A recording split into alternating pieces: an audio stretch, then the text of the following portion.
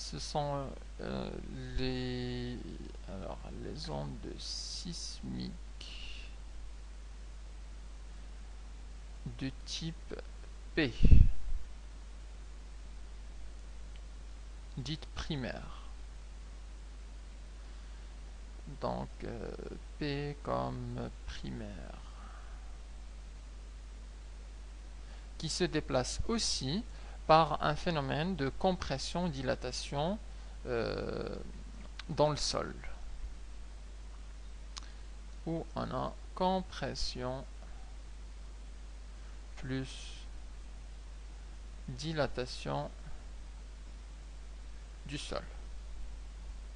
Donc il faut savoir séparer ces deux types, les ondes transversales, où on a les deux directions qui sont perpendiculaires, et les ondes longitudinales, qui sont où les directions sont parallèles. Alors, une fois définis ces deux types, on peut parler d'une caractéristique de l'onde, à savoir sa vitesse de propagation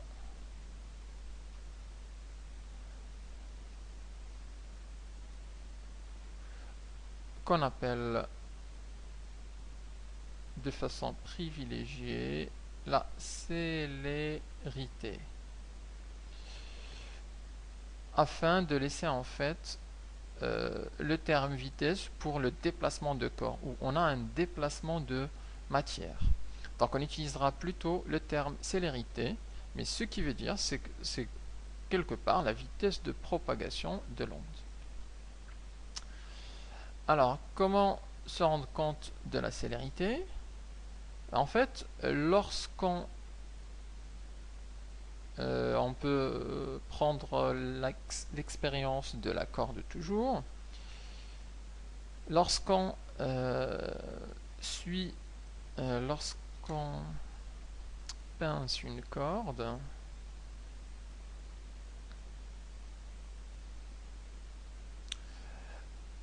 alors la déformation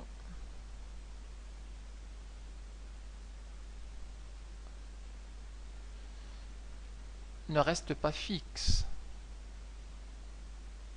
Ne reste pas fixe, mais se déplace le long de la corde. Mais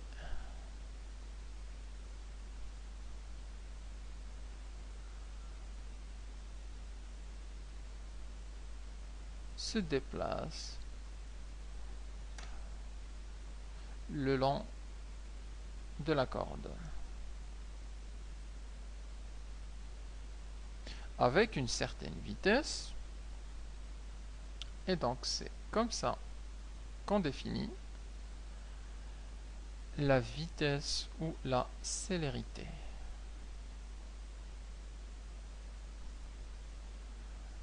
Alors on définit la célérité d'une onde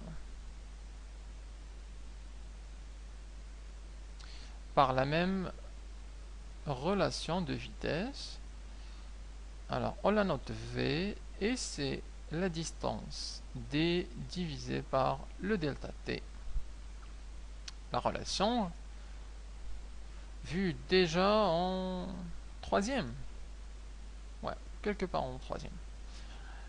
Le V, c'est en mètres par seconde.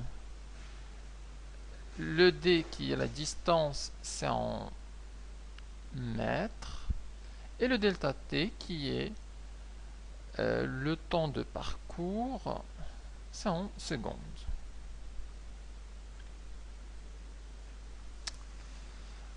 Prenons un exemple. Je prends un exemple d'un séisme sous-marin. Alors, lorsqu'un séisme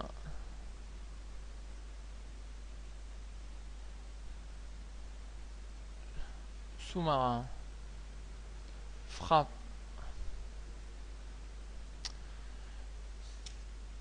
à une certaine distance des côtes, frappe à côté, à proximité des côtes. Je prends ici les côtes et le centre du séisme qui est là. Donc on comprend bien que l'onde de choc du séisme, elle prend du temps, elle n'arrive pas exactement une fois arrivé, il arrive en même temps. Non, ça prend du temps pour arriver jusqu'aux côtes. Et d'ailleurs, on profite de ce temps-là pour prévenir les gens. Lorsqu'un séisme frappe, alors l'onde sismique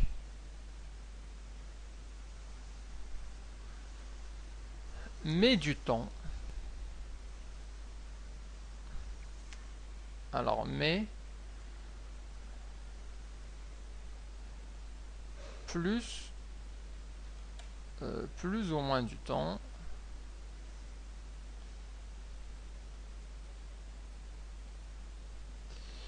pour arriver sur les côtes.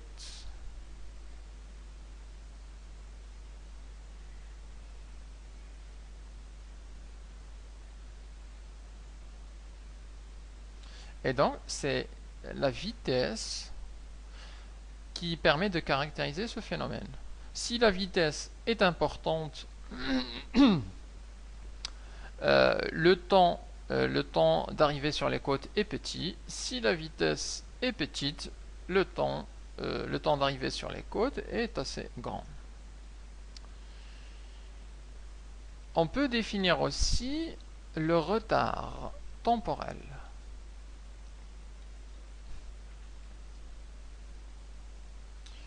Alors, le retard temporel, qu'on appelle aussi simplement le retard, taux,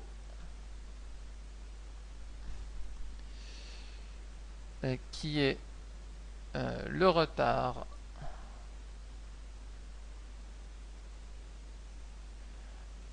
on parle du retard d'un point M' par rapport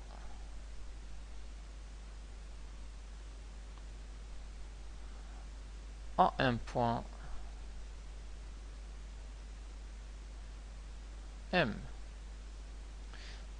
C'est-à-dire que si je prends le même exemple alors de séisme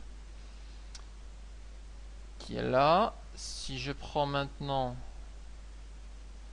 un voilier, il est là, et puis les côtes sont là.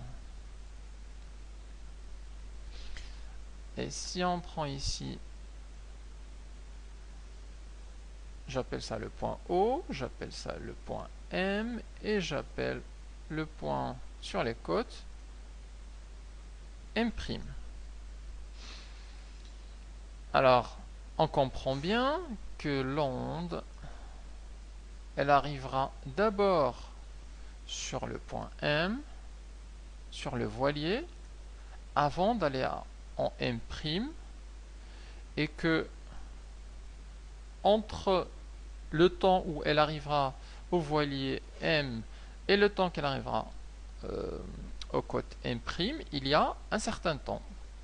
C'est ce qu'on appelle le retard temporel. Et la relation est simplement donc taux égal à la distance entre les points M', divisé par la vitesse ou la célérité de l'onde.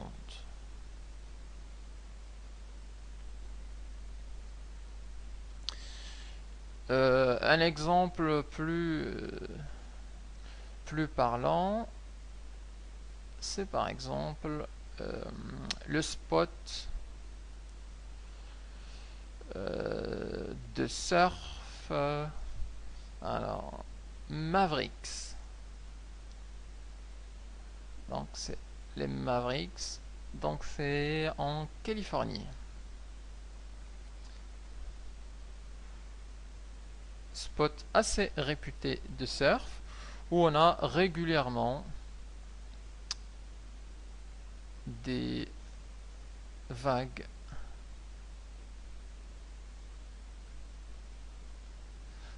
géantes. Alors régulièrement on a des 7 mètres et occasionnellement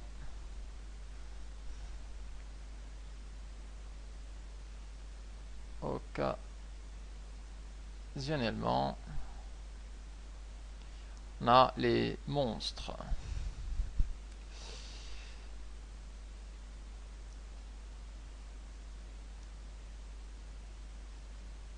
Ce sont des vagues à jusqu'à 15 mètres de haut. Donc quasiment un immeuble qui vous vient en face. Et c'est assez impressionnant. Alors, quelle est la relation avec notre retard? Oui, il y a une relation bien importante.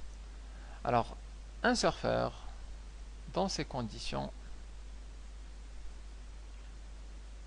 doit calculer. En fait, il voit la vague venir. Alors, je la dessine là. Ah, le surfeur est ici. Ça, c'est le niveau de la mer. Et on a ici notre vague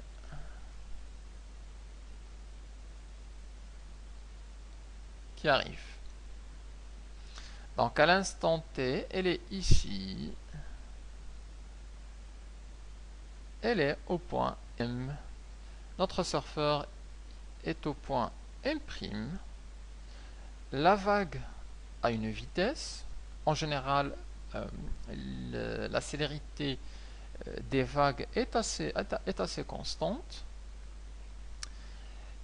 Le surfeur en fait doit estimer la distance entre les deux et surtout estimer le retard, c'est-à-dire le temps que va mettre la vague pour arriver sur lui pour pouvoir préparer l'angle d'attaque et l'attaquer dans de bonnes conditions. Et on voit bien que là, les 15 mètres par rapport aux 2 mètres du surfeur, ça fait quelque chose.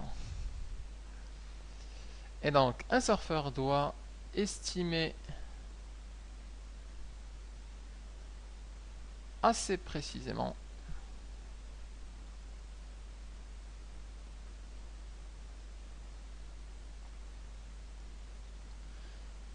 le retard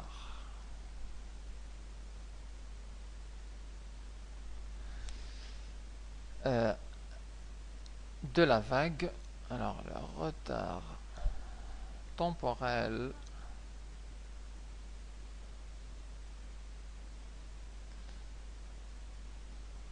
de la vague pour bien se préparer. Cela va de soi. Et donc, pour une onde progressive, il faut faire attention, il faut savoir calculer la célérité, estimer la distance, le delta t, pour pouvoir mesurer